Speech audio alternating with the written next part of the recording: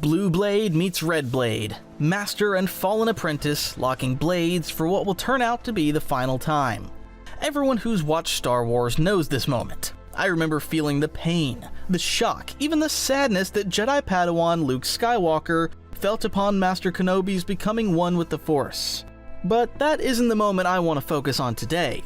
Instead, I want to focus on what Vader, the man once known as Luke's father, Anakin Skywalker, felt. But for us to understand what Vader felt, we must first understand what was going through the mind of his former master and close friend Obi Wan Kenobi. Furthermore, an initial study of immortality in the Star Wars galaxy will be needed. So with that, Scholars of the Light, let us begin our meditation upon the knowledge contained within this holocron. Let us begin with the most pertinent question, that of immortality in the Star Wars galaxy, and its nature. But let us start with the Sith's views on immortality in particular. As you may know already, the Sith view immortality not as an end goal, but a necessity to carry forward their legacy, and their darkened consciousness through time. There are several methods a Sith can use to secure their immortality in canon, each with its own limitations. The first method the Sith ever devised in canon was for a Sith to bind their spirit and consciousness to their tomb, or some other object of importance. For example, in the Clone Wars animated series, Yoda sees the dark side spirit of Darth Bane, who has bound his spirit to his tomb on Moraband, the canon equivalent to the Sith homeworld of Korriban in Legends. The limitation with this is that a Sith spirit cannot exit the place or object where they've bound themselves. However, in the deepest recesses of the dark side's power, there is a way to rebuild one's body anew, and for that, we will need to look to the example of Darth Momin, a renegade Sith in the Rule of Two lineage who considered themselves to be more of an artist than a warrior or scholar. Well, the General has been making additions to his collection for several years now, and if you're anything like me, you've probably imagined what it could be like to own a saber yourself. So that's why I started my own store called Stickman Sabers, with a singular goal in mind. Make sabers that look amazing, being inspired by iconic designs but specifically built to actually duel with. No worrying about babying them, just pick them up and go ham. They're equipped with state-of-the-art pixel technology, giving off an incredibly bright light that will light up the darkest rooms out there. And obviously have that iconic hum, just feels right the moment you switch it on. And for a limited time, if you pick a collector's saber up, you'll also get 2 combat sabers for free. So, if you ever thought about starting your own collection, this is a pretty good place to start. Links in the description, and now, let's get back to the video. In life, they created twisted, maddening, macabre abominations that even some Sith would come to be appalled by. But the important note to mention is that with a specialized structure to channel the power of a dark side nexus, a place of great power in the dark side, into one single point, and to painstakingly rebuild one's entire body cell by previous cell, replicating every synapse, genetic encoding and decoding molecules, every individual gut bacterium and nerve as they were before your demise. And if you channel enough dark side energy, with enough mastery to contain and wield the maelstrom of energy, the process can be instant. But as far as we know, this method of immortality was lost forever, with the destruction of Darth Momin's mask and the body of Darth Momin himself, underneath a pillar of Darth Vader's castle, as Vader shattered Momin's newly reconstructed bones with it as easily as Momin had rebuilt them, albeit after a brief power struggle, and much less easy a process than the process of you, our dear viewers, crushing the subscribe button. The final method of immortality is to clone one's physical vessel, a notably difficult process with Force-sensitive bodies, and one that wasn't perfected in canon. Legends, however, provide the answer to what this ability, called essence transfer, looks like if mastered to its fullest potential. But before that, let us see what the Jedi's views on immortality are.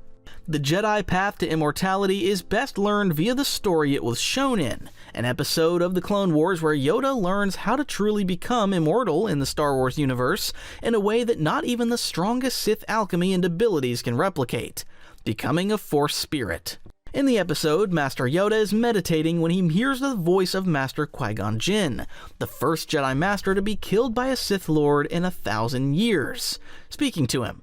Yoda initially brushes it off, as a Master of the Light would.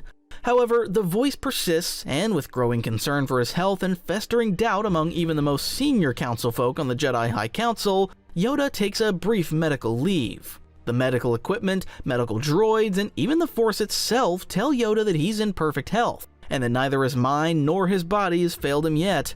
Eventually, through further communion, it was revealed to Yoda that it truly was the spirit of Qui-Gon Jinn guiding him, and with the Jedi High Council assured of his health, and of the voice Yoda encountered truly being that of Master Qui-Gon's spirit, Yoda undertook the mindset of a student once again, as he learned from Qui-Gon's spirit how to retain his consciousness after death. On this journey, he mastered his emotions with the Force Priests of the Wellspring of the Force, a singular planet from where every aspect of the Force, living and cosmic, originates. And as mentioned before, he journeyed to Moraband, the canon equivalent of Legends Korriban, where he encountered the spirit of Darth Bane. And on this journey, he encountered an energetic being of black fog and crimson red eyes, which attacked him and drained him at every move, going so far as to mimic his very form. And at first, Yoda tried to fight this being. However, it dissolved when he accepted its presence. And as it turns out, this was not an energy being, instead it was the inner darkness of Yoda himself. And as part of this process, he experienced the pain of Order 66, the destruction of the Jedi Order, and the revenge of the Sith, at the hands of one of their very own. But he accepted this pain, releasing it as inevitable. And with time came the final sacrifice for immortality, surrendering his very life force, his consciousness, to the Force itself. And with this gift of one's life force, the gift of one's complete surrender to the Force itself gives back, by allowing one's spirit to come and go from, influence, and interact with their physical world, which their body left behind in whichever way they chose to, so long as their actions or influence aligns with the will of the Force. This is why people say that the Sith cannot truly achieve immortality, because the Sith inevitably cling. They cling to life, they cling to identity, they cling to influence, they cling to form. Now, we'll examine this Sith tendency toward clinging and what its ultimate potential wrought upon the galaxy. Now, in Legends, we can truly see the potential of the ability called Essence Transfer, the ultimate manifestation of the Sith's tendency to cling, the fulfillment of Darkseid's destiny to fester. In Legends, the ability of Essence Transfer was first created by an ancient Sith named Darth Vader, a rotten, greedy Sith who was obsessed with immortality, nearly to the point of madness. But through lifelong dedication, in addition to research and experimentation on other beings, Darth Vader created the process that we know as Essence Transfer, binding one's spirit and consciousness to an object, a place, or even another living being. When Darth Vader died, he bound his spirit to the tomb in which his body lay, to forever taunt those who try to pry the Sith's secret of immortality from him. This secrecy did not stop other Sith from finding the secret as well, however. Most notably in the Dark Empire saga, we can see Emperor Palpatine bind his spirit into youthful yet quickly degrading clones of his own body, allowing him to nearly take over the galaxy once again, not just to rule it, but to destroy it, to turn it into fuel to conquer other galaxies, even the universe. This is the full potential of Sith immortality in Legends, binding one's soul to a clone of their own former vessel. And while in Legends, Sith immortality is notably less efficient than the process that Darth Maul created in canon, it is no less destructive to the will of the Force. And this clinging is fundamental to the Sith way of life. They cling to their body, their appearance, their identity, their mission in life as they determine it, their execution of their will. And as mentioned before, the Jedi path to immortality, the path to immortality in the way that the Force naturally seeks of its own will, is entirely dependent on complete surrender. The direct opposite of what the singular fundamental Sith teaching is, to never surrender. To bend the Force to your own will until it breaks, abandoning its own will and giving in to yours. But there is one Sith who was allowed to retain their consciousness by the Force, and it was not only the will of the Sith, but the will of the Force itself that allowed him to persist beyond death. This Sith was named Darth Maul, an Old Republic Sith who was the sole exception to the rule that only Jedi can become Force spirits. However, Darth Maul is not canon, coming from the Old Republic video games, and we can exclude him from this discussion, as Darth Maul, even among Sith, was a true oddity. And please, let us know in the comments if you want to see a separate video on Darth Maul. Now, let us move on to light side immortality in Legends. Light side immortality in Legends is much more murky, less well-defined than it is in canon. However, some constants remain, in addition to one crucial difference. The constants are that the Jedi attain the role of a Force spirit through complete surrender, and that they can both guide and influence Force-sensitive individuals after death. However, one crucial difference is that they cannot interact with the physical world themselves and require other still living individuals to act upon their behalf and heed their guidance. And notably, if a Sith is redeemed from the dark side and they learn this ability, even they can return after death, though the amount of time they can manifest physically is severely limited due to their previous state of intense darkness.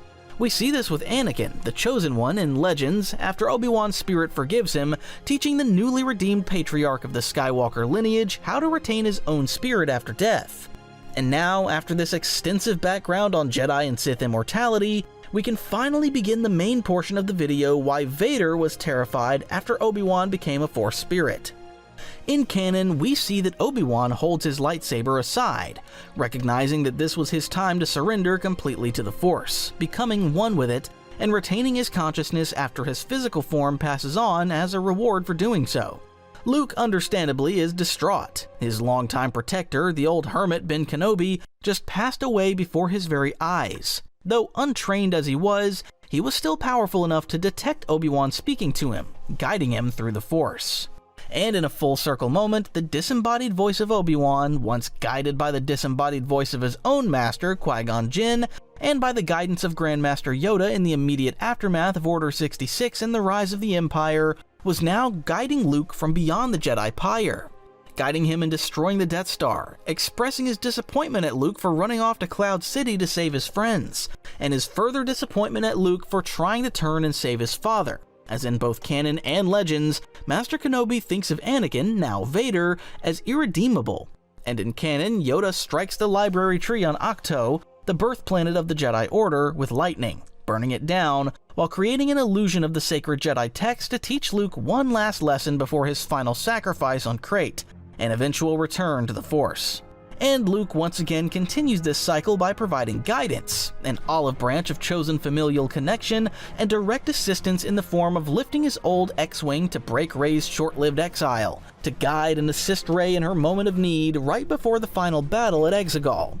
So to a Jedi, surrender to the Force is a final act of goodwill on the plane of the living, and immortality as a Force spirit as a way to continue that goodwill, even if its origins as an ability were incredibly taboo among Jedi enclaves, and even the Jedi High Council before Order 66.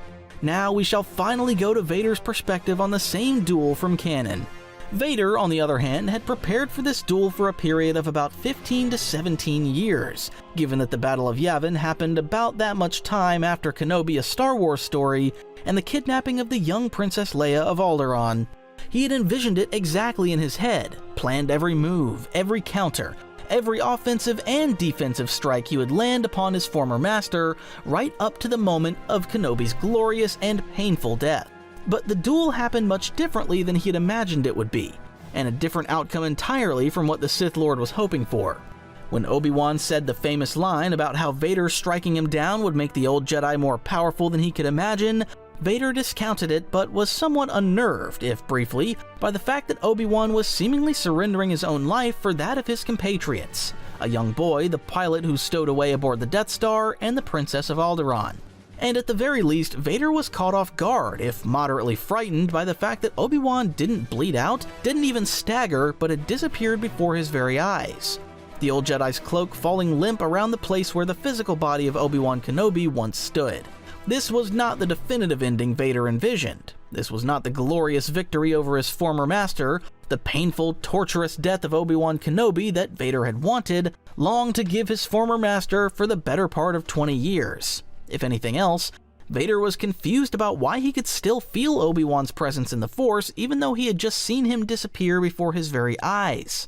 But all would be revealed upon his redemption at the hands of his son, the very boy who was so distraught by Master Kenobi's passage upon the first version of the Death Star. The very boy, his son, who, in his final moments, he loved as much as he did Padme. And Anakin imparted one final lesson to Luke before his death, that Luke already had saved him, that he was ready to become one with the Force, and to tell his sister Leia that Luke was right about Anakin. The fact that there was still good in him, their father, that it wasn't too late, even for Vader, now Anakin again, to access the goodness within him and embrace it in a final act of peace, self-sacrifice, love, and goodwill before his passing.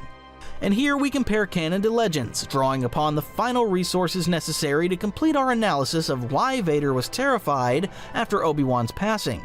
At the end of the video, we'll draw our conclusions, but for now, let us move to the final canon versus legends comparison for this video. We start this final leg with Obi Wan, who's quite similar to his canon counterpart in this regard.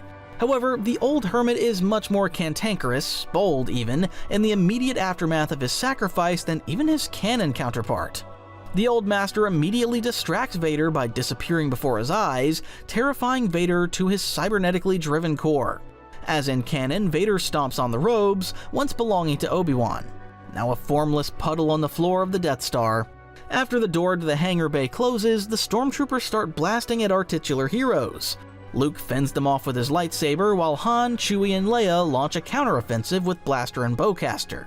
They board the Millennium Falcon, and with Han and Chewie as pilots, unknowingly guiding the Imperials to their destination, the home of the Rebel base, the fourth moon of the gaseous world Yavin, this moon being famously known as Yavin 4. With no time to lose, and the Death Star rapidly approaching their location, the Rebels quickly formulate an attack plan. Utilizing the critical weakness shown in the Death Star's plans, the blueprint for the engine of Alderaan's destruction and the future destruction of Yavin 4. Obi-Wan famously guides Luke's hand while simultaneously and subconsciously influencing Han to blast at the fighters escorting Vader to the battle, causing Vader's experimental TIE fighter to spin out of control because of the intensity of Han's blaster fire. Another well-known example that I personally have a fondness for is Obi-Wan's forgiveness of Anakin after his redemption. After realizing the true meaning behind a teaching of Qui-Gon's about forgiveness that Obi-Wan never quite understood up until that point in time. And of course, this isn't canon, so in Legends, Qui-Gon died permanently, with no immortality whatsoever in the Legends continuity. And another limitation in Legends is that Force ghosts can only appear a limited number of times before returning to the Force forever, consciousness and all, since it requires effort and expenditure on the part of the Force spirit to maintain a physical presence after death, though what kind of effort this entails is never fully explained in Legends. Finally, we go to Vader's thoughts in Legends. Vader in Legends was terrified after Obi-Wan disappeared. He again had planned for a long drawn-out duel, toying with the old hermit before his eventual slaying at the hands of Vader. Again, this does not go as planned. However, to Vader's eyes, Obi-Wan's disappearance is sudden, as if he were there one moment and faster than even hyperspace travel can manage, he was gone. And Vader was terrified by this, frantically searching for a body for any semblance of tangible proof that he had truly vanquished his former master, and he could not find any proof. Worse still, as if to confirm this belief, he heard the old master's voice taunting him, and felt the presence of Obi-Wan still with him, his body nowhere to be seen, as if he were being taunted by a powerful, vengeful Jedi ghost. But such spirits were thought to be impossible by the Sith, a mere hocus pocus, a scary story that Sith hopefuls in the old Empire told to each other at night to vie for a better position, a better standing, in the reigning Emperor's eyes. It was akin to those stories, but real, and it seemed as if Vader himself was the only one who could sense these ghosts of Jedi past, while not knowing if it was his own guilt and self-hatred, or if they were truly the spirits of Jedi past. These visions tormented him, endlessly distracting him, clouding his mind, preventing him from doing what he needed to do as a Sith. And this on top of a burgeoning conflict, one he had suppressed fully in ages past, a conflict with his former self, the burgeoning goodness of Anakin Skywalker, once again coming back to haunt him. And eventually, after much pestering and growth of the conflict within, he saw a light at the end of the tunnel.